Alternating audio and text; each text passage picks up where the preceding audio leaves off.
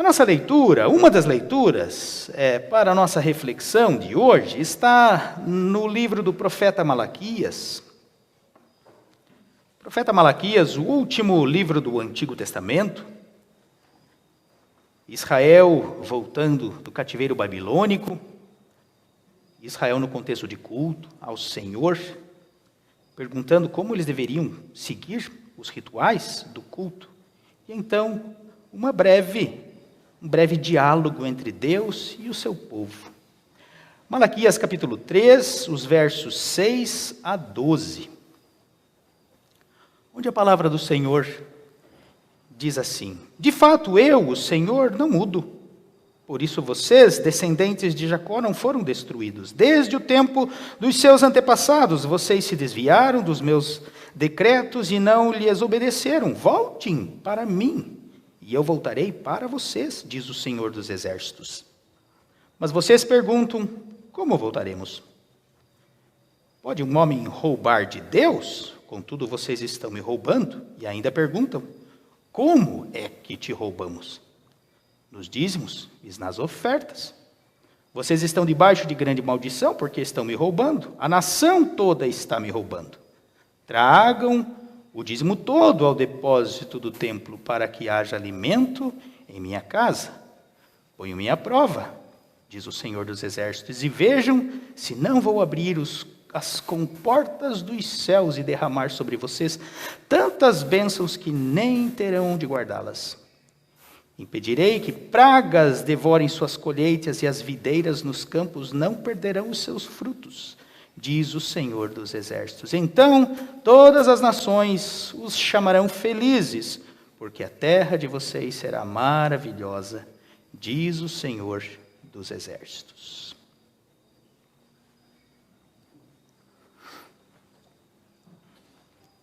Eu sempre gosto de começar as minhas palestras com uma pergunta. É bem comum, eu uso essa estratégia, mas ainda mais quando vamos falar de dízimos ou de contribuições, de ofertas. Mas hoje eu gostaria até de fazer diferente. Ao invés de começar com uma pergunta, começar com uma afirmação. Ou melhor, começar com uma resposta. E talvez é a pergunta que todo mundo faz, e eu já quero começar com a resposta.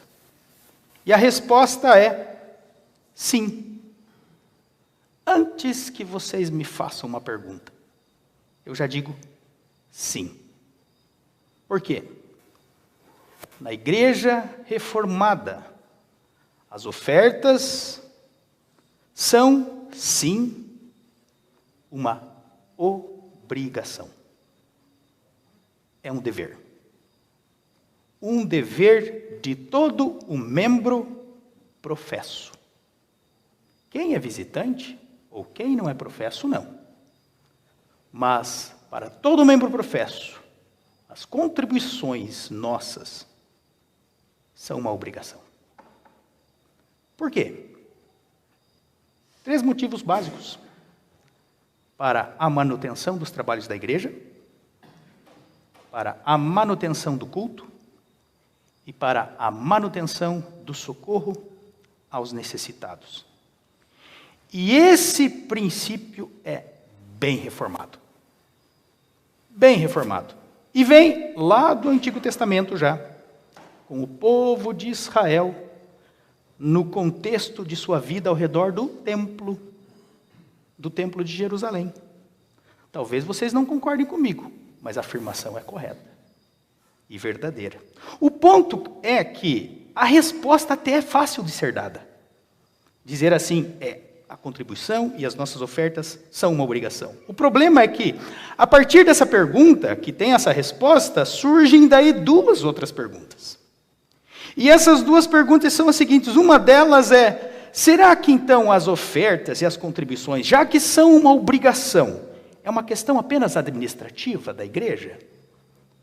Ou seja, uma questão apenas institucional? Ou para cobrir o nosso orçamento, porque afinal nós temos um orçamento? Ou será que as ofertas envolvem algo espiritual na vida do crente? E a outra pergunta é, se eventualmente então, a questão das ofertas,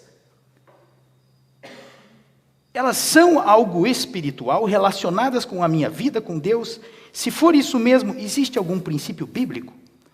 Porque o reformado gosta de encontrar na Bíblia uma resposta, né? Onde a Bíblia diz sobre isso? O que a Bíblia fala sobre isso? Existe um princípio bíblico norteador que me pode ajudar ou me ensinar a ofertar?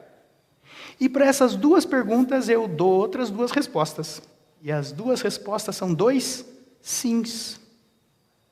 Sim, a oferta é uma questão de fé, ou seja, espiritual. E sim, existe um princípio norteador. E sabe por que é importante a gente conhecer isso? Porque, gente, se você não conhecer a teologia da oferta dentro da nossa fé, independentemente de você não conhecer nada sobre os princípios da oferta, já que ela é um dever, e já que é um compromisso de todo crente reformado em sua igreja, você pode ter certeza que você vai ser cobrado por isso. Independentemente de você gostar ou não. Podem ter certeza, cedo ou tarde, sabe quem bate lá na nossa casa? Um diácono, com uma cartinha, e diz assim, com quanto você vai contribuir? E os diáconos se arrepiam, quando é diácono de primeira viagem, que nunca começou a trabalhar ainda no conselho, como oficial, quando chega na reunião, e agora vamos distribuir, em outras palavras, o carnezinho. Eu nunca fui, eu vou ter que ir. E já se agarra no pastor, vai comigo? O pastor diz, negativo, meu amigo, esse trabalho é teu. E você vai bater na casa dos membros, de porta em porta, dizendo, é um compromisso. Você precisa ajudar. É assim ou não é? Estou mentindo? Não estou mentindo. E é isso em todas as nossas igrejas. Por quê? Porque é um dever. O ponto é, você conhecendo o princípio bíblico reformado da oferta, não vai mudar em nada no sentido de você ofertar ou não. Porque vão te cobrar. Porque você é membro da igreja. Onde está o problema, então? O problema é que, se você não conhece o que a Bíblia e a nossa fé fala sobre a oferta, vai acontecer o seguinte, você vai ofertar por obrigação e você vai transformar a oferta apenas numa questão administrativa, porque você não conhece. Ou seja, como usa-se naquela expressão o famoso, eu dou porque tem que dar. Não é assim? E isso é triste. Isso não é legal. Porque você perde a alegria no ofertar. E você perde a gratidão no ofertar. E, gente, isso é pedagogia básica que a gente trabalha com as crianças de 6 a 10 anos de idade, onde o professor diz assim, se uma criança vai iniciar uma prática de alguma coisa, então ela precisa saber de onde ela vem, porque daí essa prática sai daqui e chega aonde? Chega aqui. E quando uma prática chega no coração, ela começa a fazer sentido. E então ela ganha significado. E as coisas mudam. Elas fazem não mais porque têm que fazer, mas porque elas entenderam o motivo e o princípio do porquê fazer. E assim é com a oferta também. Por isso, o nosso objetivo hoje é basicamente esse, entender os princípios bíblicos da oferta dentro da fé reformada. E como eu falei já lá no início, ela começa lá no Antigo Testamento. É interessante isso, porque tudo que a gente fala da teologia reformada, ela começa no Antigo Testamento. Ela começa lá atrás, dentro do povo de Deus, inclusive o texto que nós lemos de Malaquias fala sobre isso. É um exemplo de como isso funcionava no Israel de Deus, dentro do contexto do templo, logo depois que eles voltam do cativeiro babilônico. E a primeira lição que a gente aprende aqui, que envolve as nossas ofertas, as ofertas dentro da fé reformada, as ofertas fazem parte da teologia da aliança, do contexto de Deus com o seu povo, o Deus de Israel. Ou seja, na fé reformada, a teologia da oferta, ela faz parte dos termos da aliança dentro de um contexto. E o contexto de tudo isso que envolve as ofertas é o contexto do culto. Ou seja, a oferta é uma parte do culto. Tanto que as nossas ofertas estão dentro do culto. Só que esse culto, não o culto só aqui, mas o culto que começa aqui. E continua onde? Continua lá fora. Dentro da nossa vida na sociedade. E para isso você precisa dar um pulo para o ano mais ou menos 430 antes de Cristo, lá nesta Israel que volta da Babilônia, depois do exílio, para Jerusalém, onde nós temos, cruzando pelo nosso caminho aqui, o profeta Malaquias. Por quê? Porque esse era o problema de Israel, depois da Babilônia. Deus estava rejeitando o culto de Israel, aqui. O culto era realizado semanalmente, as ofertas eram recolhidas, os sacrifícios eram feitos, mas Deus não aceitava. Nenhum deles. Por quê? Porque Israel havia quebrado a aliança. E como que aconteceu isso? Israel havia se esfriado. Religiosamente havia se esfriado. Eles haviam voltado do cativeiro, só que voltaram da Babilônia para Jerusalém empobrecidos, humilhados pelas outras nações, e eles acharam que quando eles chegassem de volta em Jerusalém, depois dos 70 anos de exílio, que iria acontecer aqueles mesmos milagres que aconteceram no Egito, o mar ia se abrir, e eles iam se transformar numa potência mundial, só que nada aconteceu, nenhum milagre, o mar vermelho não se abriu dessa vez. E aí veio a decepção de Israel.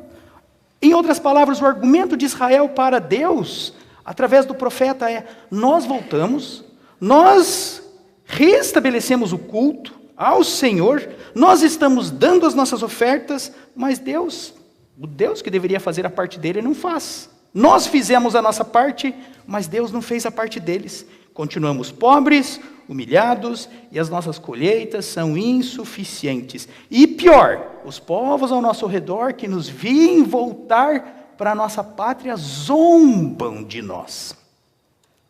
E aí Deus entra em cena, no capítulo 3, para responder essa pergunta.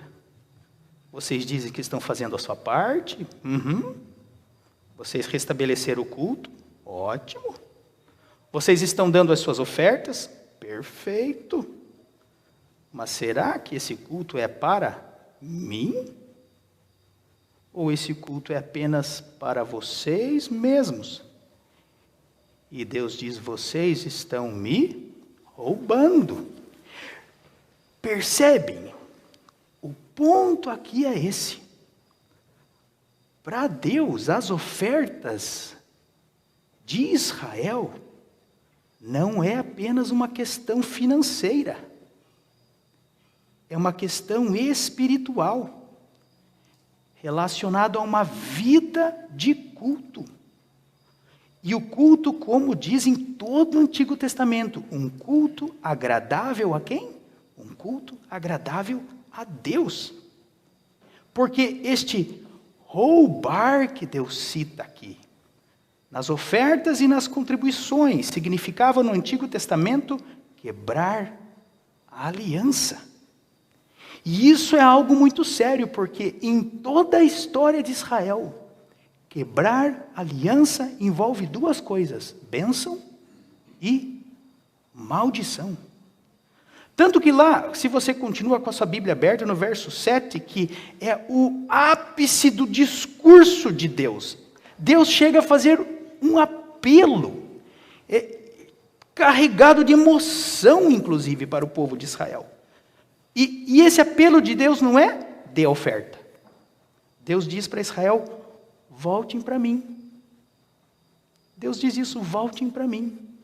Toda vez que Deus diz isso, voltem para mim, no Antigo Testamento, é como se Deus estivesse dizendo, debaixo das minhas asas, da minha aliança, vocês serão felizes. Israel estava roubando nas ofertas, e Deus diz para Israel, voltem para mim, porque este é o ponto. Israel olha para Deus aqui e diz, Deus, nós não estamos sendo mais prósperos em nossas colheitas. E reclama dizendo assim, por que que o nosso culto então não está sendo aceito? Todos prosperam, menos nós prosperamos. Mas qual é a razão? Aí Deus mostra, a razão não é nem oferta, Deus nem toca nesse ponto, mas Ele diz, é porque vocês me abandonaram. Vocês foram embora. Voltem para mim e eu voltarei para vocês. E esse é o ponto. As ofertas são uma parte da vida com Deus, do teu culto diário ao Senhor, que começa no domingo e continua lá fora, e que faz parte da expressão da aliança de Deus, e aonde esses termos, os principais, são a obediência. Obedecer ao Senhor. Obediência traz bênção, desobediência traz tristeza, sofrimento e dor. E aonde está o problema aqui? Israel era desobediente. Deus disse para Israel, inclusive nesse texto, vocês são difíceis de lidar. Olha, não é fácil trabalhar com essa gente. E não é só de agora, isso vem desde lá de trás com os seus pais. E qual a reação do povo nessa hora? De repente o povo olha para Deus e diz, mas Senhor, voltar no quê? Eu não sei do que o Senhor está falando. Em que nós precisamos voltar? E você veja só, o povo não entende. E daí é nessa hora, só aí que Deus diz, então, vocês querem saber no que vocês precisam voltar? Então vamos ao ponto. Nas ofertas. E nos dízimos. Vocês voltem, e de que forma? Tem muita coisa errada em sua vida. Voltem a mim e tragam para o templo o dízimo todo. Ou seja, não só uma parte dele. Esse é apenas um termômetro. Ou seja, a vida debaixo da aliança com Deus. Israel se distanciou. Quebrou a aliança e agora pergunta, o que nós precisamos fazer, Senhor? Nós nem sabemos onde nós estamos errando e no que nós precisamos voltar. Esse, aliás, é um problema do ser humano, né? A pessoa diz para ela assim, olha, tem muita coisa errada em sua vida. E ela diz assim, mas errada no quê? Eu não estou vendo nada de errado. E Deus diz, então eu vou dizer. No caso de vocês, vocês estão me roubando nos dízimos e nas ofertas. Por quê? Porque nesse ponto aqui, os dízimos e as ofertas eram apenas um termômetro. Aquela pontinha do iceberg que envolvia viver debaixo da aliança de Deus. E ali estava aparecendo. E Deus usa isso, olha, aqui está aparecendo onde vocês estão perdidos. Voltem para mim. E aí, meus irmãos, nós damos um outro salto. Lá no Novo Testamento, onde nós encontramos o apóstolo Paulo, e lá com o apóstolo Paulo, mais uma vez a gente pergunta, bom, se eu posso entender, olhando para a história de Israel no Antigo Testamento, que a questão das ofertas não é apenas uma questão administrativa e financeira. Deus nem tocou nesse assunto no início, mas uma questão de vida com Deus, debaixo da aliança com o Senhor, expressão do meu culto. E se eu entendo isso, pelo menos a partir daqui, então eu preciso dar um segundo passo, e esse segundo passo é, quais são então os princípios bíblicos, dentro da minha fé, que podem me orientar em como ofertar. E para isso nós temos um texto do Novo Testamento, de 1 Coríntios 16, 2, e um texto de Deuteronômio 16. Dois textos paralelos que falam basicamente da mesma coisa. E o primeiro princípio que a gente aprende na Bíblia sobre a questão da oferta, dentro desse contexto da aliança de Deus conosco, é que a oferta tem um princípio que envolve constância e regularidade.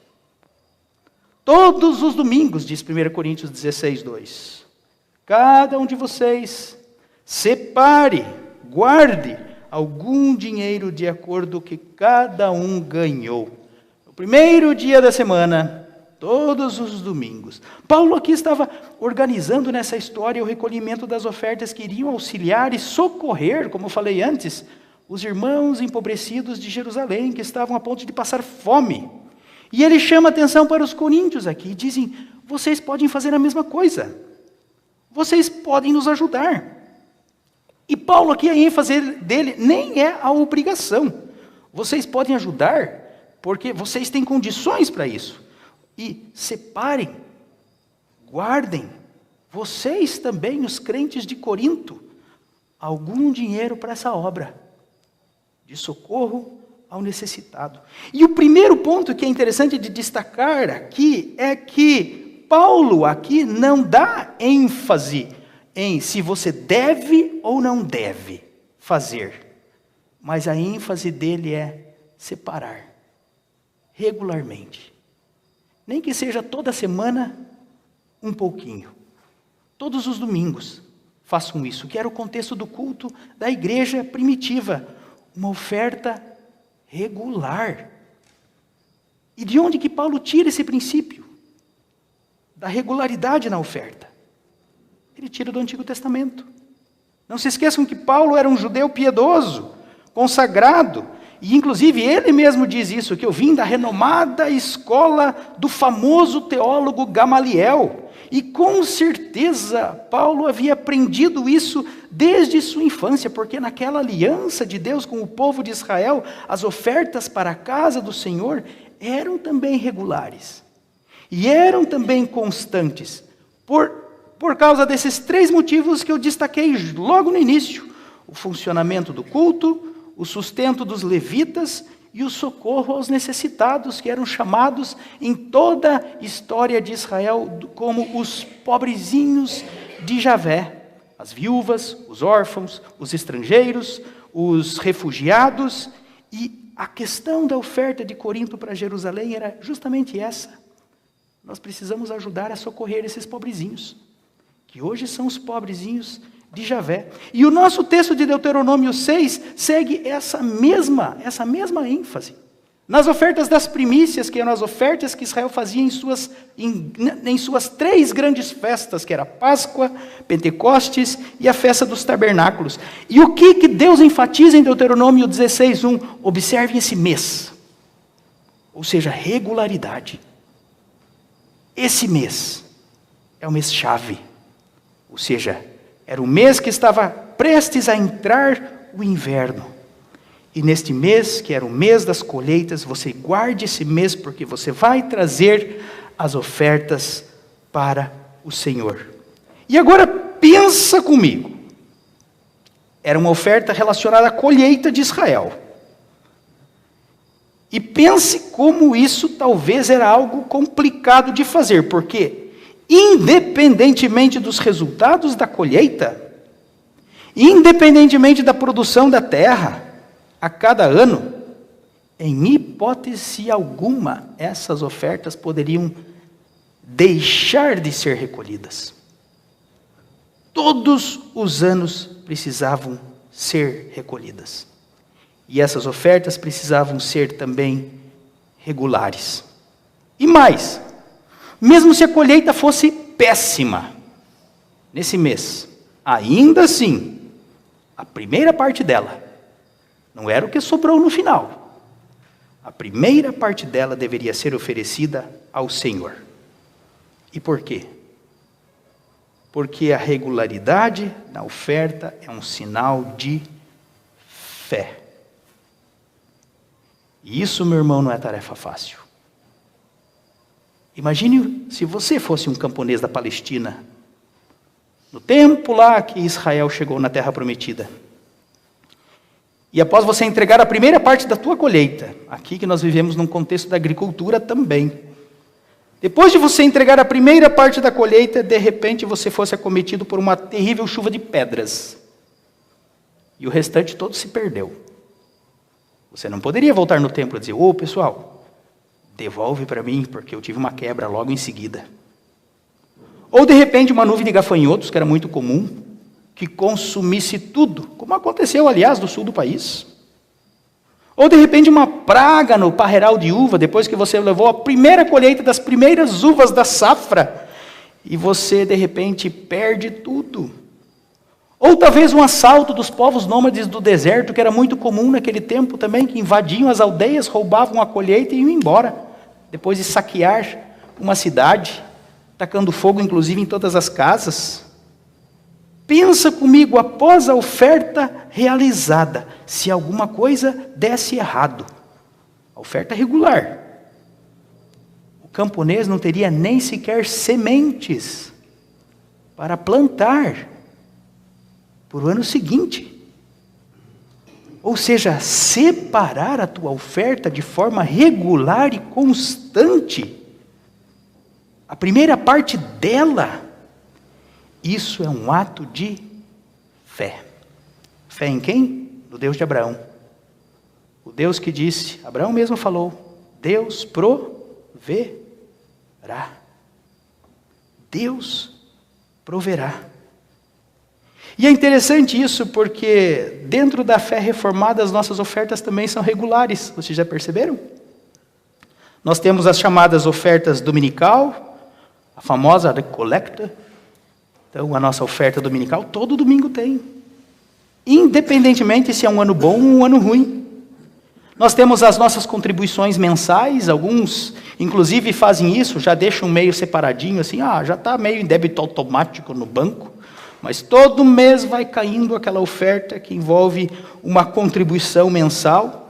Nós temos as nossas ofertas de ação de graça, ou seja, uma semanal, uma mensal. Nós temos a nossa oferta anual, na época de ação de graças, que seria parecido com essa oferta das colheitas, a oferta das primícias de Israel, e todas elas no mesmo contexto. Pensa só, volta atrás, o contexto de culto. Todas elas envolvem o nosso culto. Nada é feito fora do culto, porque é um sinal de fé. É um sinal de fé no Deus da providência. É interessante na Holanda, essa oferta mensal, eles chamam de periodieke gift. Muitas igrejas têm esse nome, inclusive, por quê? Porque segue essa mesma ideia de uma oferta periódica e regular. E também um dever de todo membro. O membro professo, ele é convidado a ofertar. Ou seja, a obrigatoriedade não envolve nem tanto enquanto, mas sim em ser uma oferta regular. E a diferença de lá da Holanda com o Brasil é que lá ainda eles podem descontar do imposto de renda, essa oferta periódica. Aqui no Brasil você não consegue, mas lá é possível inclusive fazer isso. E também da mesma forma no contexto de culto. Uma coisa interessante para a gente entender, algo que envolve a nossa história aqui hoje. Até os anos 50 do século passado, essas ofertas periódicas nas nossas igrejas mães na Holanda eram feitas por bancos da igreja. Alguns até sabem disso, alguns talvez se esqueceram. Mas os bancos da igreja, eles eram loteados pelas famílias da igreja. E essa era uma forma de você ter o teu orçamento cumprido e depois, com os bancos todos já loteados, eles inclusive chamavam de Pachtplatzen, era tipo uma locação. As famílias contribuíam com a igreja e as suas famílias sentavam nos seus bancos, que eram quase que os bancos exclusivos de suas famílias. E alguns até colocavam, em algumas igrejas, uma plaquinha metálica na entrada do banco, assim, essa é da família tal, esse é da família tal. Algumas famílias dividiam um banco, porque eram famílias pequenas, mas todos tinham os seus bancos e todos sabiam que as suas contribuições estavam ali. E que isso era para a manutenção da igreja e para a manutenção do culto ao Senhor. Inclusive isso é uma coisa que acontece até hoje, quando a gente percebe que as famílias sentam meio nos seus próprios lugares. Já viram isso? Então, antigamente, hoje já não tem tanto, mas antigamente acontecia de alguém vir, um visitante meio desavisado, ia sentar num banco, daí de repente chegava uma família e dizia, licença, esse é o meu banco. Não era assim? Esse é o meu banco. E Alguns achavam isso escândalo, mas se você entender de onde vem, faz sentido. Não era um ato de maldade, mas era mais ou menos aquela ideia que veio lá de trás. Esse é o banco da família. Esse é o banco que sustenta a igreja. É a família que sustenta a igreja de forma periódica, de forma regular. E a gente não foge jamais desse compromisso. Fora essa questão da constância, da regularidade, um outro princípio que nós podemos aprender na palavra do Senhor é o princípio da proporcionalidade. Isso também é algo bem reformado. Além de Paulo dizer todos os domingos, uma oferta regular, separe a sua oferta, Paulo diz, mas de acordo com o que cada um ganhou. De acordo com o que cada um ganhou. Você oferta de acordo com o que você tem. Isso quer dizer o quê? Quem ganha mais, contribui com mais. Quem ganha menos, contribui com menos. Quem não ganha nada, ainda assim contribui com os seus dons. E aqui eu gostaria de fazer uma simples conta com vocês. Para você entender esse princípio da proporcionalidade também. Qual que é a operação matemática que a gente usa para calcular proporcionalidade? É matemática básica. Nós usamos o método da porcentagem, não é verdade? Porcentagem calcula proporção. E é interessante isso que Israel usava a mesma coisa no Antigo Testamento. A porcentagem. Só que a referência de Israel no Antigo Testamento era os 10%. Ou seja, esse era o dízimo. 10%. Para aplicar essa proporcionalidade. E sabem por que Deus usa 10% no Antigo Testamento? Não porque isso deve ser bastante, mas para não gerar competição dentro da igreja. E isso também nós aprendemos com a nossa fé. Ou seja, Deus não quer que alguém chegue dizendo assim, eu oferto mais do que você, eu ganho mais do que você, a minha colheita é melhor do que a tua, eu tenho mais prosperidade naquilo que eu dou mais, eu sou melhor. Não, todo mundo, ninguém dava mais ou menos, todos ofertavam com a mesma porcentagem. Alguém que ganha 100, oferta com 10, aquele que ganha 10, oferta com 1. E ambos, aquele que ofertou com 10 e o que ofertou 1, ofertaram a mesma coisa. Para Deus é isso. Algumas igrejas na Holanda até taxam os membros com uma porcentagem. E dizem, olha, a nossa oferta aqui, rond 5%. Ou seja, algo em torno de 5% é oferta. Mas o ponto aqui não é nem quanto, mas sim algo que envolve uma proporcionalidade que não gera competição dentro da família da fé. Porque pensa comigo, a família A tem uma renda de mais ou menos 40 mil reais por mês, tem 2 filhos, tem casa própria, estabilidade, e essa família que tem uma renda de 40 mil reais por mês, oferta com 2 mil reais por mês. E você diria, puxa, que oferta generosa. Qual a proporcionalidade da oferta? 5. De repente tem aquela família pobrezinha dentro da mesma comunidade, a família B.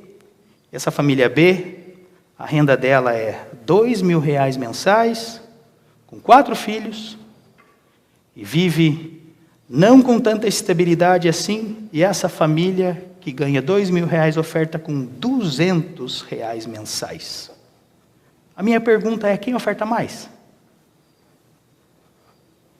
Para Paulo, que diz, de acordo com o que cada um ganhou, para o apóstolo Paulo, oferta mais aquele que deu 200, do que aquele que deu 2 mil. Por quê? Porque quem ofertou com 200, a família, essa deu 10%. A que ofertou 2 mil, ofertou com a metade do que a segunda família ofertou. Por conta do de acordo com o que cada um ganhou. E Deuteronômio 16 fala a mesma coisa, exatamente disso. Depois que começarem as colheitas dos cereais, Moisés fala para todo o povo: vocês tragam as suas ofertas e vocês deem segundo o Senhor teu Deus te houver abençoado. A mesma coisa, conforme as bênçãos recebidas do Senhor, palavras quase idênticas à de Paulo, seguindo a mesma proporção: colheita pequena, oferta pequena; colheita grande, uma oferta maior. Onde está então o nosso problema? O nosso problema não está na colheita pequena. Porque na colheita pequena, gente, todos trazem uma oferta pequena. O nosso problema está justamente no oposto, na colheita grande. Porque geralmente na colheita grande, uma voz sussurra nos nossos ouvidos que diz: é tudo teu. E na colheita grande, às vezes a nossa oferta continua pequena.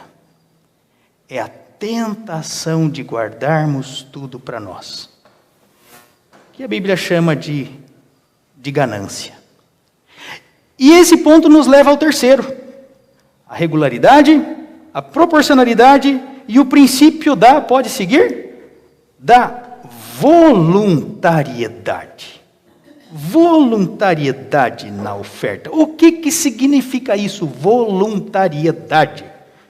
Significa que a nossa oferta é voluntária. Mas preste atenção aqui. Não voluntária no sentido, eu dou se eu quiser dar. Não é isso. Voluntariedade aqui envolve, eu dou o quanto eu me propor a dar. Aí está a voluntariedade.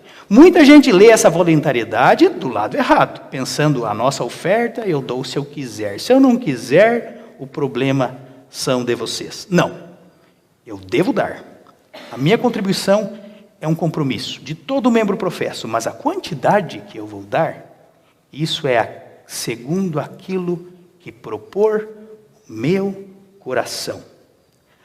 O ponto aqui é que a igreja reformada, ela não prega a obrigatoriedade do dízimo, dos 10%. Voluntariedade não é oferta quem quer, mas também voluntariedade não quer dizer você tem que dar tanto. Ou seja, eu me proponho a dar tanto. E quem faz esse voto da oferta, conforme Deus coloca no coração, é o próprio ofertante. O ponto principal aqui não é tanto quanto eu me proponho a ofertar, mas ser fiel naquilo que eu me proponho a ofertar. Esse era o pecado de Israel. O pecado de Israel não é nem tanto a questão do dízimo. O roubar de Israel, que Deus diz aqui, não é nem em tanto envolvendo questão de 10%, mas a questão da mentira.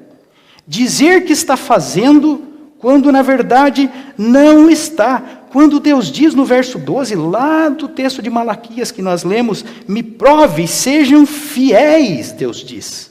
Sejam fiéis naquilo que vocês estão sabendo, que vocês estão fazendo, e então vocês serão abençoados. O ponto aqui não é que Deus está negociando com Israel os 10%, mas o que Deus está dizendo, o que vocês estão fazendo é uma mentira. Então, não digam que estão fazendo algo voluntário, se vocês não estão. Quando o ponto aqui é mais ou menos parecido com aquele de Ananias e Safira do Novo Testamento, lembram?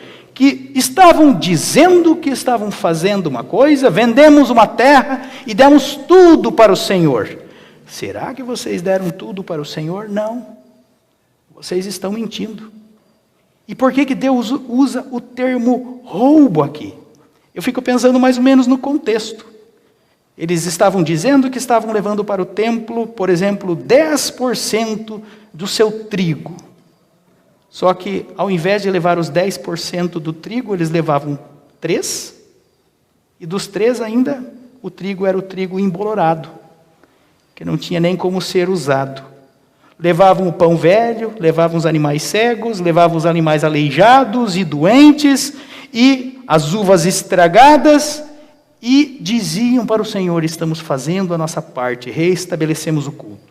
Era como se fosse aquele camponês que tinha 100 vaquinhas, e ele dizia: eu vou levar 10 das minhas vaquinhas, e levava só 3, e uma era cega, a outra era manca, e a outra era doente ou herniada, por assim dizer, pesteada. E olhem o que Pedro diz para Ananias e Safira, lá em Atos 5, quando eles trazem a oferta dizendo que fizeram uma coisa, quando na verdade estavam fazendo outra. O que Pedro diz? Meu irmão, para Ananias, ninguém te pediu isso. Olha o que Pedro diz. Ninguém te pediu isso. A propriedade era sua. Ninguém foi na tua casa incomodar você, para você vender tua terra. E daí Pedro conclui: para que mentir? Para que mentir para o Espírito Santo? A ênfase de Pedro aqui para Ananias e Safira, como para qualquer um de nós hoje, estava no controle do dinheiro. É como se Pedro dissesse: você pode fazer, meu amigo, o que você quiser com as tuas finanças. Não é da minha conta. A igreja não vai controlar você nas tuas finanças. É como se Pedro estivesse dizendo exatamente isso. A igreja não vai controlar as tuas finanças. Oferte o quanto você quiser. Mas se você disser que vai fazer alguma coisa, então faça. Não minta. Porque ao mentir, quando Pedro, e essa é a ênfase de Pedro, porque ao mentir, você não está mentindo para mim. Você está mentindo para quem? Para Deus. E aí a mão do Senhor, é como se Pedro mostrasse: a mão do Senhor pesa. E pesa.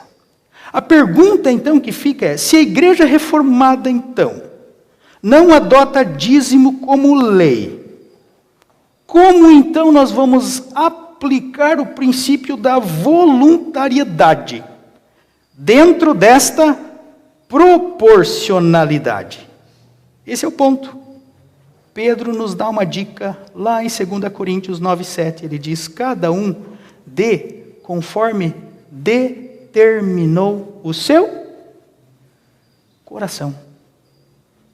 Esse é um assunto seu com Deus. E é tão interessante isso, porque é como se Paulo estivesse reafirmando aquilo que Deuteronômio lá atrás afirmou. A oferta tua será uma oferta voluntária das tuas mãos. A mesma coisa, conforme o seu coração. E como que você aplica isso? Essa voluntariedade na proporcionalidade. Siga então a orientação de Deus. Se Deus lá no Antigo Testamento usava porcentagem, eu diria: use também. Use a porcentagem. De que forma? Aplique a proporção. E escolha você a forma que você quer aplicar a proporção. Eu já vi casos de agricultores dentro das nossas igrejas que conversaram comigo, inclusive vieram perguntar para mim: pastor, estou fazendo certo? Nas colheitas ele dizia assim: eu quero ofertar 1% de tudo que eu colher. Outros já me falaram: eu gosto de ofertar 0,5% da minha colheita. Ótimo. O ponto aí não é se é o meio ou se é 1, mas se você é fiel naquilo que você se propõe. Eu já escutei de outros produtores também, que não têm um salário fixo todo mês, que disseram para mim assim: pastor João, na minha vida é o seguinte, eu tiro um prolabore.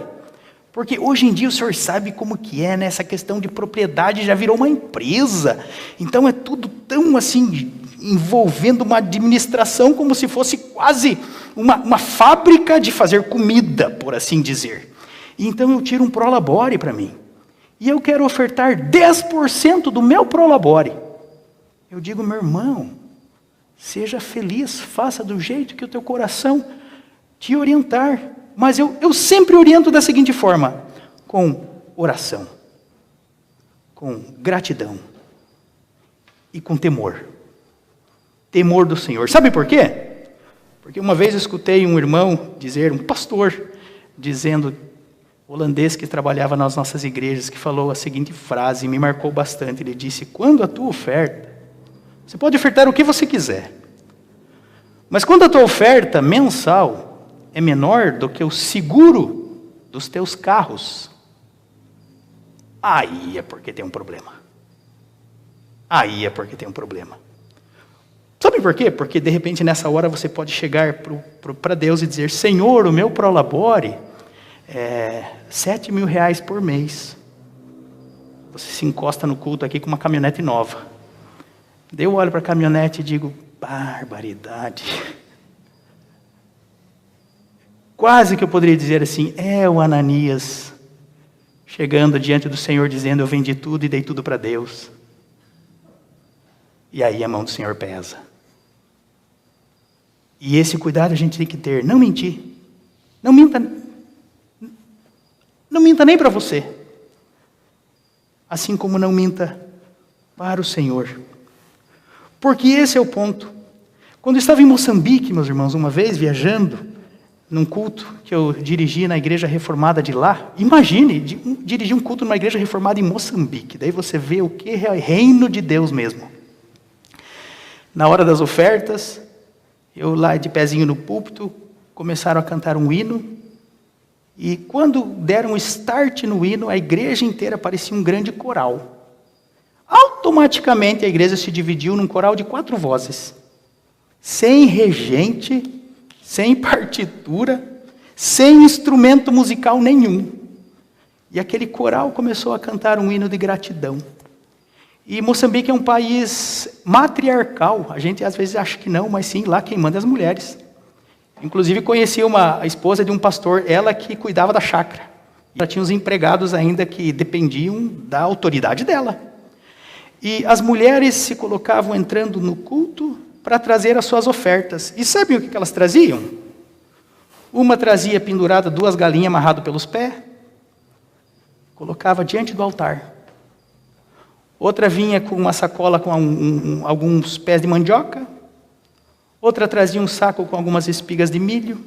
Mas todas trazendo as suas ofertas para a casa do Senhor, que eram o milho, o feijão, a mandioca, as frutas, a galinha. Só faltava alguém trazendo um porquinho nas costas, assim. Mas eu não duvido que não tenha acontecido isso algumas vezes. Porque foi na ocasião que eu estive lá. E principalmente, elas traziam tudo com alegria. Com alegria. E sabe o que eu descobri naquilo? O princípio da voluntariedade. Porque o que significava aquela oferta? Do pão, da mandioca, da galinha, é a comida que estava na mesa delas. Aquele frango que ela trazia para o culto, para ofertar ao Senhor, é o frango que deveria estar na mesa dela. Percebe a profundidade disso? Aquela mandioca que estava ali faria parte do prato que ela iria preparar para os seus filhos, mas estavam ali na casa do Senhor. Ou seja, a oferta não começa com o que sobrou, mas começa com o essencial. A oferta não começa com o que a gente calculou na nossa casa. Isso eu posso dar porque não vai me fazer falta. Mas a oferta começa com aquilo que deveria estar em cima do prato da nossa mesa. A base da nossa vida. Por quê? Porque quando a oferta voluntária vem daquilo que é fundamental, aí sim, eu diria, agora existiu voluntariedade. Voluntariedade. Por quê? Porque isso gera alegria. Alegria no coração. Que é o nosso quarto princípio. O princípio da alegria, pode passar, e da gratidão. No final do versículo 7, o apóstolo Paulo diz: dê conforme determinou o teu coração. E E a ênfase dele no finalzinho é: pois Deus ama quem dá com alegria. E sabem por que Paulo fala de alegria? Porque só oferta com alegria aquele que tem um coração recheado de gratidão. Quem não tem gratidão não oferta com alegria. E essa é a ideia. Sabe por quê? Porque isso funciona dessa forma, porque quando a gente olha para trás, aquele princípio da voluntariedade, a voluntariedade já é um fruto da gratidão. E quando a voluntariedade vem da gratidão, ela gera generosidade. E generosidade misturado com gratidão produz alegria. Produz alegria. Por isso que aquele que dá com generosidade, pensando, olha, eu estou fazendo isso, tirando o calçado do meu pé para ele. A pessoa mais abençoada não é aquela que recebeu o calçado, mas aquela que deu o calçado. Essa vai para casa mais feliz, inclusive do que aquela que recebeu. Por isso, Deuteronômio 16, que é aquele contexto da festa de Israel, das colheitas, lá no final, Deus, inclusive, o Antigo Testamento é cheio de ordem, né? No imperativo, o que Deus diz? Alegrem-se. Alegre-se. A mesma coisa que Paulo diz no Novo Testamento, Deus diz para o seu povo em Israel no Antigo Testamento: alegre-se perante o Senhor em tudo aquilo que vocês estão fazendo. E mais, todos devem se alegrar.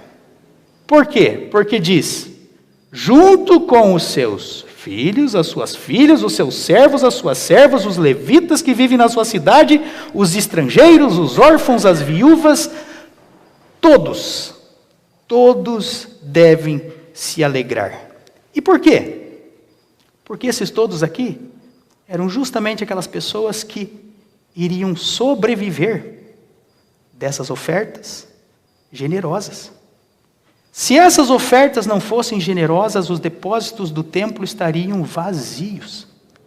Os órfãos, as viúvas, os estrangeiros, os levitas dependiam dessa generosidade. Os levitas eram aqueles que serviam no templo que, inclusive, nem tinham renda própria. Então, eles esperavam a oferta chegar, lembra do contexto de Malaquias? E, de repente, vinha aquele camponês sisudo, dizendo: estou trazendo a minha oferta, Senhor, conforme o Senhor me pediu. Mas era uma vaca cega, herniada, machucada, doente, e o levita olhava para aquilo: e agora? O que eu vou fazer com isso? Não tenho nem o que fazer com isso. Olhem para a história das nossas colônias. As colônias holandesas aqui no Paraná. Os nossos avós e bisavós. Eu olho para trás e já escutei muita história, como eles eram generosos nas ofertas. E vieram para cá e alguns suaram sangue para chegar aonde hoje vocês estão, onde os nossos filhos aqui estão.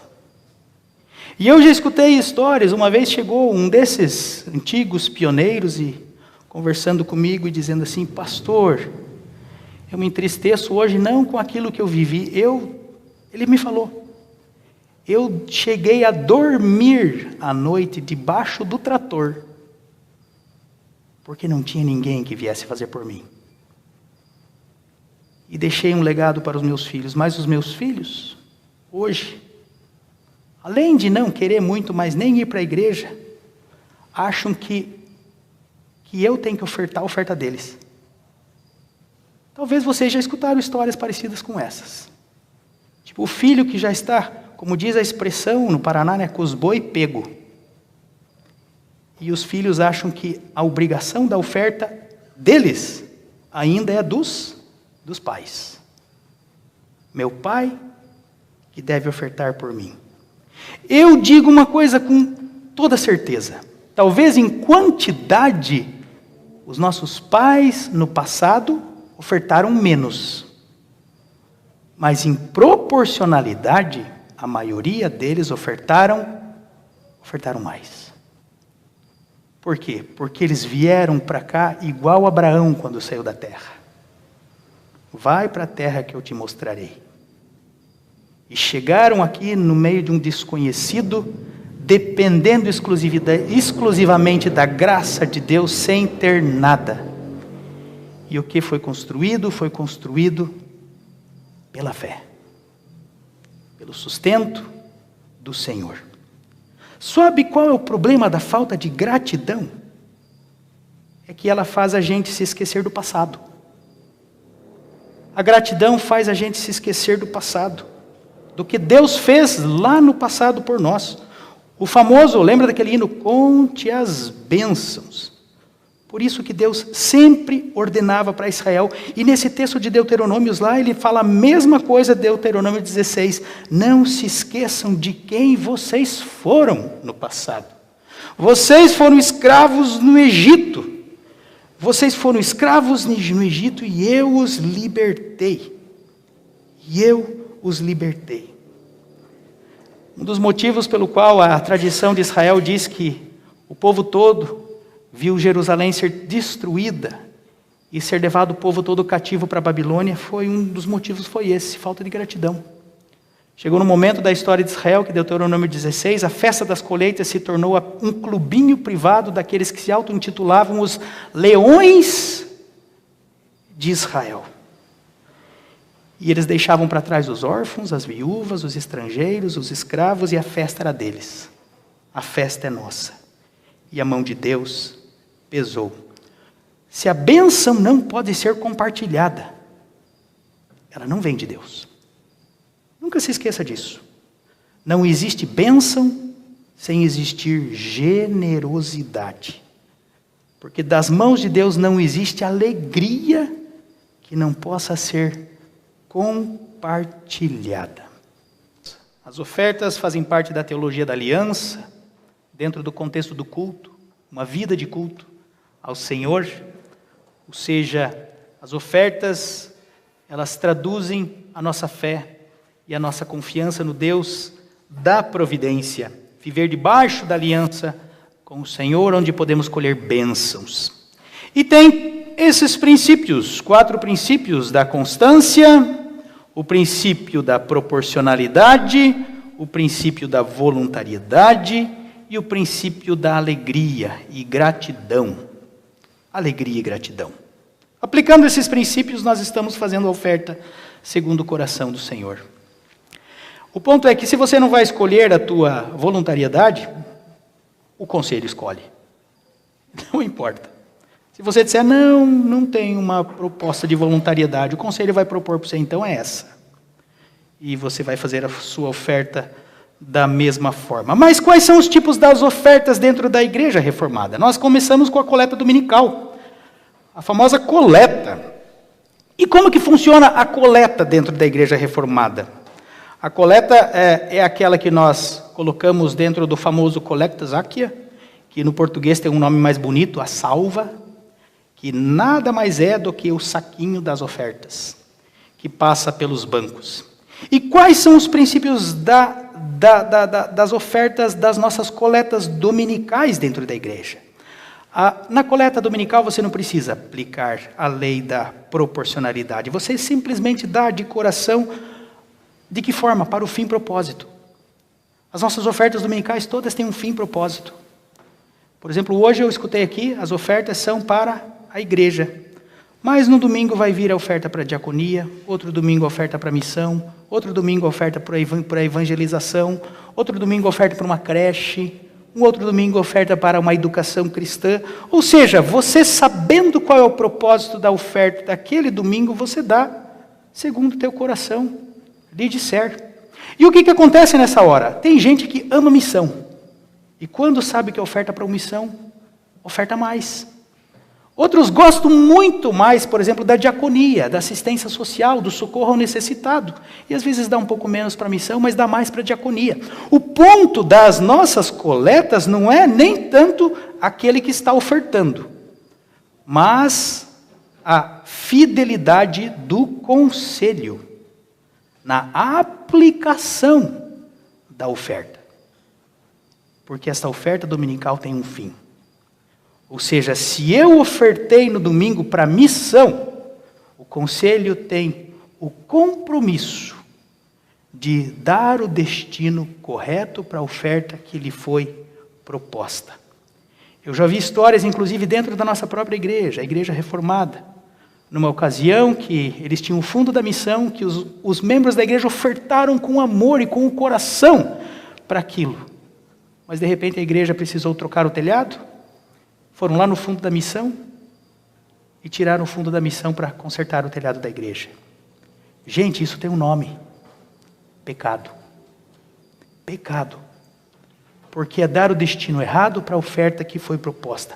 Ou seja, se nós estivermos passando um momento de crise muito grande dentro da nossa igreja aqui, e você tem o fundo que foi da missão, e o conselho disser, nós não temos de onde tirar recurso para consertar o nosso telhado, o conselho da igreja até pode chegar e usar esse fundo, mas ele precisa consultar quem? A igreja. A igreja. E se a igreja concordar com isso, use o fundo, mas reponha depois. Porque foi uma oferta que foi para este fim consagrada diante do altar de Deus. Lembra do Deus falando da fidelidade lá em Malaquias? O problema não era nem o dízimo, mas era a infidelidade. As outras ofertas que nós temos na igreja, você veja, uma dominical, outra mensal, as nossas contribuições mensais. E aí sim, como eu falei para você, é muito bonito se você usar o princípio da proporcionalidade. E o ponto que eu destaco aqui, na contribuição mensal tua, não é nem qual é a proporção que você vai usar, mas que você entregue isso nas mãos da igreja. Ou seja, não é o membro que administra a sua contribuição.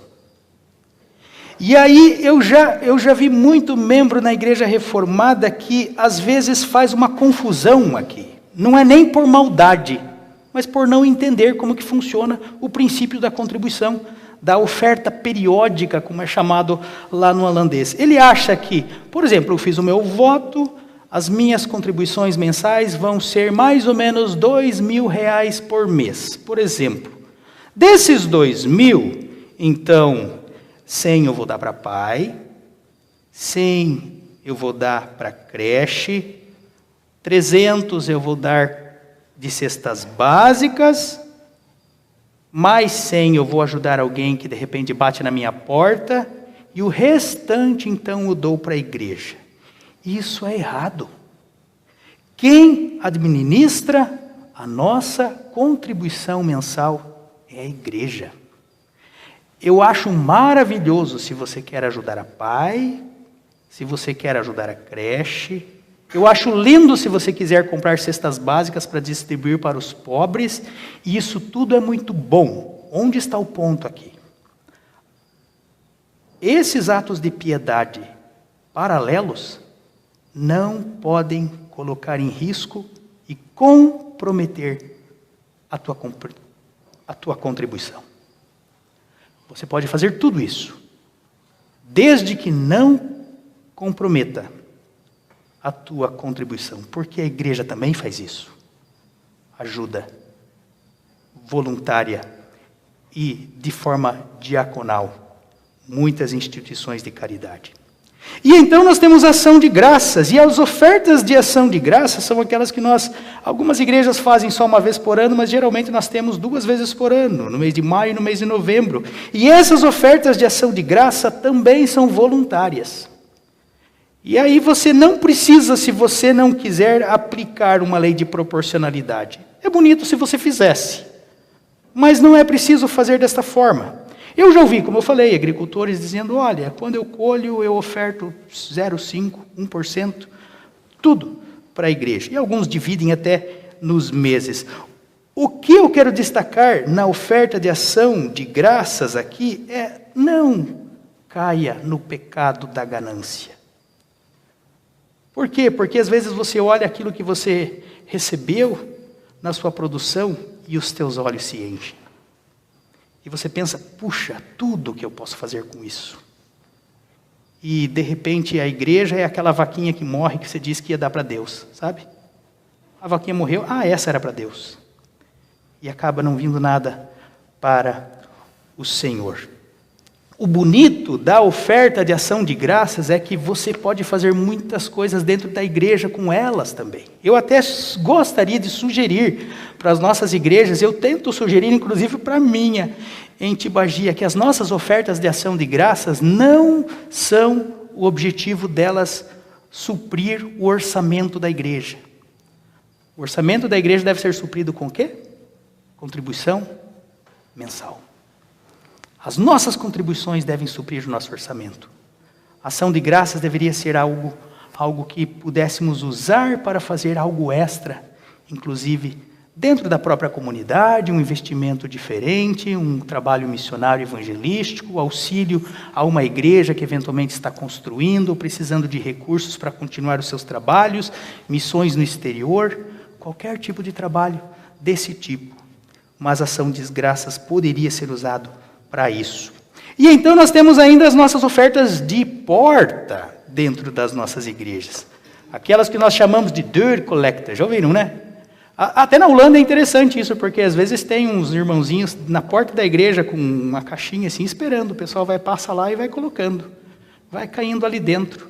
E então eles usam para algum fim específico. O detalhe das ofertas de porta é que as nossas ofertas de porta, elas não precisam ter um fim que a longo prazo, mas as ofertas de porta são aquelas que nós usamos para um fim bem específico e pontual.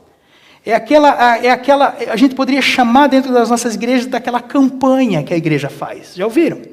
Por exemplo, nós temos um fim bem, agora nós queremos ajudar a reformar a nossa igrejinha lá em Calógeras. E passou o orçamento da igreja, ninguém lembrou de Calógeras. E é algo que surgiu urgente naquele ano, não tem como passar pelo orçamento. Então, o que a igreja pode fazer? Pode fazer um deur collector para isso. E você recolhe para aquele fim, para aquele objetivo e de modo pontual. Isso pode ser, as ofertas de porta podem ser inclusive para as catástrofes que acontecem ao nosso redor. E nós já fizemos isso nas nossas igrejas. Ou seja, de repente aconteceu alguma coisa lá em União da Vitória, alguns anos atrás, que alagou tudo. Você faz uma arrecadação, uma oferta para aquele fim e bem objetivo. O ponto da oferta de porta não é nem tanto o quanto você dá. Mas se você não quer ajudar na oferta de porta, então não sabote o trabalho da oferta de porta. Você é livre para dar ou não dar. Mas se você não quer dar, não atrapalhe quem está dando. O problema da oferta de porta é que tem gente, às vezes, que é contra o objetivo, o fim, e começa a minar no coração das pessoas. Eu não confio muito naquela instituição, vocês vão ajudar aquilo lá? Ou aquela casa que pegou fogo e vamos construir. Aquela família não é muito do trabalho, eles gostam de ficar esperando, só ajuda. Se você não quer ajudar, não precisa ajudar. Mas não atrapalhe aqueles que estão ajudando. E aí, para o final, vem os atos de piedade, que é aquele que Jesus disse que, na história, quando ele está falando da esmola, que ele diz, aquilo que a tua mão faz, direita faz, que não cobre a mão esquerda. Ou seja, se você vai fazer, não precisa falar para todo mundo que faz. E esmola é interessante, porque a palavra esmola no grego, literalmente o que significa é misericórdia ou piedade. Ou seja, é um ato de piedade. Você pode ofertar em atos de piedade para instituições e famílias ao teu redor, dezenas que estão à sua volta. E não passam pela igreja. O ponto dos atos de piedade, se você for fazer essa oferta, como eu falei, volta para o ponto B, que ela não comprometa a tua contribuição. É um extra que você faz e que a tua mão esquerda não saiba o que faz a tua mão direita, de modo que a tua esmola, ou seja, o teu ato de piedade, fique oculto. Porque o teu Pai, que te vê fazer tudo isso em oculto, Ele te recompensará. Para terminar, meus irmãos, as ofertas dentro do contexto da aliança nos faz lembrar que nós aqui nesse mundo somos peregrinos. E peregrino é aquele que está de passagem. E quem está de passagem, quem está como peregrino viajando, tem que cuidar com o quê? Com a bagagem.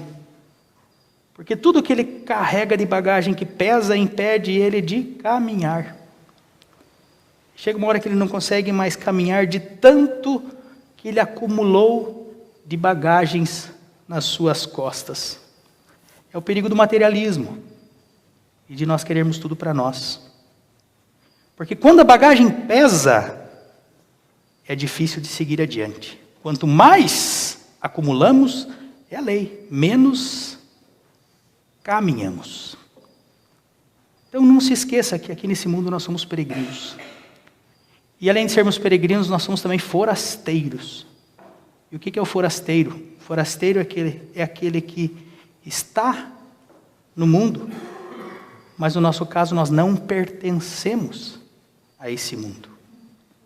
E a grande questão final aqui é que não é fácil fazer tudo isso. Eu sei que não é. E sabe por que não é fácil? Porque nós somos pequenos, fracos, falhos e pecadores. E é aí que nós lembramos do Pentecostes. Nós, apesar de sermos fracos, nós recebemos um poder extra, que Cristo nos enviou por meio do seu Espírito. Ele nos ajuda a fazer aquilo que nós não podemos fazer. E a única coisa que Cristo diz para nós é aquilo que Deus falou lá no Antigo Testamento para Israel, lá no contexto de Malaquias: volte, venha para debaixo das minhas asas. E debaixo das minhas asas, da aliança com nosso Senhor, ali a gente sempre vai estar bem. E vamos fazer por Cristo Jesus aquilo que Ele nos pede, porque Ele nos capacita, pelo seu Espírito Santo. E pelo poder do Espírito Santo nós podemos também ofertar com gratidão, com amor e seguindo aqueles princípios de forma voluntária, de forma regular, cheio de alegria no coração e para que a obra do Senhor aqui neste mundo, o culto, a igreja e o socorro ao necessitado possa continuar sendo feito por nós. Amém.